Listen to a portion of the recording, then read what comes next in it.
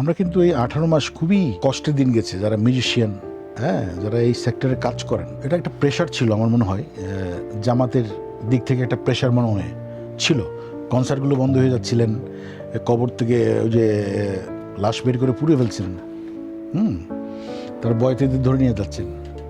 তাই খুব অস্থির অবস্থায়, আমরা আতঙ্কে ছিল সবাই। তো এখন যে সংস্কৃতি বান্ধব, হ্যাঁ, জনাব তারেক রহমানের সাথে আমার পরিচয় আছে। আমরা ওই যেহেতু 2003 সালে তো ওখানে দেখেছেন উনি আমাকে, আবার দুবাই থেকে আমরা ফিরছিলাম। দুবাই থেকে বিজনেস ক্লাসে আমি আমার সঙ্গে সাবিনাবার ম্যানেজার, ওই যে জাহাঙ্গীর সাহিদ গান করে, ও ছিল। তো আমরা একসঙ্গেই ফিরছিলাম। তখন অপু ভাই ছিলেন তার পিএস। তো বিজনেস ক্লাসের লাউঞ্জে ওই অপু ভাই আমাকে পরিচয় করিয়ে দিলেন, কথা হলো। আমি ঘুমিয়ে পড়লাম সোফার মধ্যে, বুঝছো। আচ্ছা। তো তারেক রহমান সাহেব যখন চলে যাচ্ছেন, তখন এই আমাকে গায়ে এরকম হাত দিয়ে, হ্যাঁ, ধাক্কা দিয়ে বললেন যে রবি সাহেব চলেন, টাইম হয়ে গেছে। তো এটা হচ্ছে তারেক রহমান।